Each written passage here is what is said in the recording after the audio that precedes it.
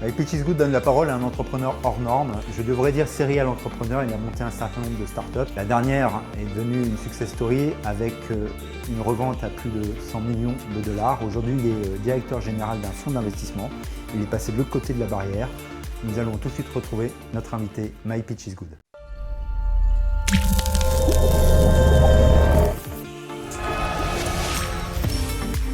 Bonjour Julien. Bonjour. Merci de nous accueillir dans ces locaux. On est où ici? Alors, bienvenue chez Crédit Mutuel Innovation, une belle entité du Crédit Mutuel Equity qui dépend de l'Alliance fédérale du Crédit Mutuel. Ce que tu m'expliquais un peu en off, c'est que vous étiez en train de reformater, on va dire, une stratégie d'investissement. Ouais. Quelle est-elle aujourd'hui? Faut comprendre que quand tu es un entrepreneur, parce que j'étais de l'autre côté il n'y a pas si longtemps que ça, quand tu lèves de l'argent, tu as différentes façons d'aborder ton investisseur. Est-ce que c'est ton chef? Est-ce que c'est ton banquier? Est-ce que c'est ton partenaire? Est-ce que c'est ton ami? Est-ce que c'est et c'est à la fois tout à la fois, et ça peut être aussi ton poil à gratter. Comment est-ce que tu choisis ton investisseur? Aujourd'hui, il y a 17 milliards de poudre sèche sur le marché.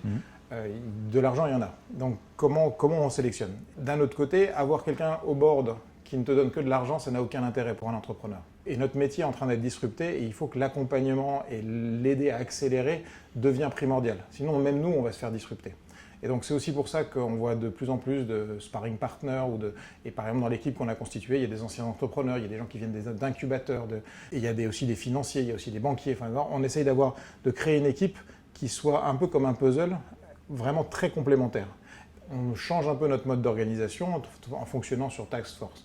Et après, on a défini une nouvelle stratégie qu'on appelle chez nous la stratégie du papillon. Donc, comme tout beau papillon, tu as deux ailes. L'aile de gauche qui est plus notre partie à nous de savoir comment est-ce qu'on se met sur le chemin de l'entrepreneur, c'est-à-dire comment est-ce qu'on va l'aborder, comment est-ce qu'on va le détecter, donc comment est-ce qu'on va utiliser les nouvelles technologies à partir du moment où tu changes ton titre sur LinkedIn et qu'il y a marqué founder ou entrepreneur, il faut que j'arrive à attraper l'information. Quand même savoir qu'au CIC, 30% des entrepreneurs ont un compte en banque au CIC.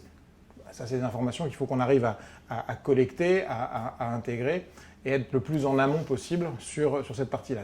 Le meilleur deal flow, c'est celui que tu vas chercher. Celui qui tombe tout seul, c'est souvent des fonds de catalogue. Donc, à nous de faire notre job là-dessus. J'essaye de transformer Crédit Mutuel Innovation en VC idéal, c'est-à-dire le VC que j'aurais rêvé d'avoir en tant qu'entrepreneur.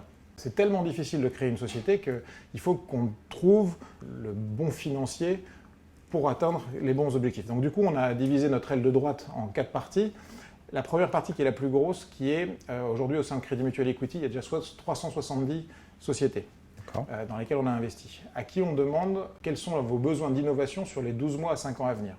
Donc ça nous permet de collecter déjà beaucoup de data parce qu'on est dans un monde de transformation digitale et on ne devrait pas dire transformation digitale, on devrait dire transformation tout court. Ensuite, on a aussi 150 Chief Digital Officers, DG de grosses boîtes, des Accor, des Renault, des Leclerc.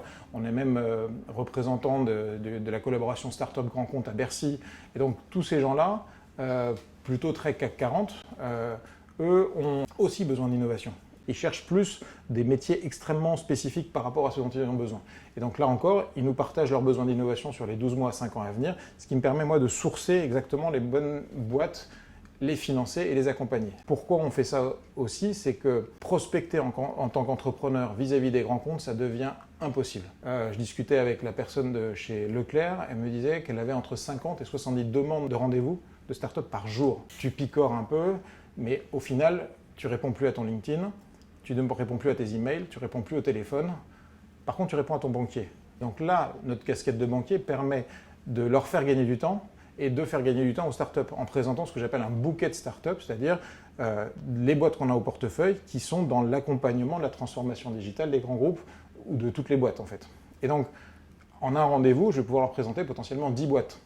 Et eux vont picorer sur ces 10 boîtes par rapport à leurs besoins bien identifiés que j'aurais aussi préalablement validé. C'est-à-dire, est-ce que le modèle économique est scalable? Est-ce que l'infrastructure technique est scalable? Parce que si je mets toute la technologie d'accord au terme sur telle techno et que ça tombe en panne, ça peut avoir des conséquences assez désastreuses. Donc, sécurité, etc. Donc, on va travailler sur tout ce flux pour aider les startups à rentrer dans les grands comptes beaucoup plus facilement. Et sans rien vous cacher, et je ne le cache pas aux entrepreneurs, c'est que le grand compte me fait aussi un feedback de la façon dont ça s'est passé.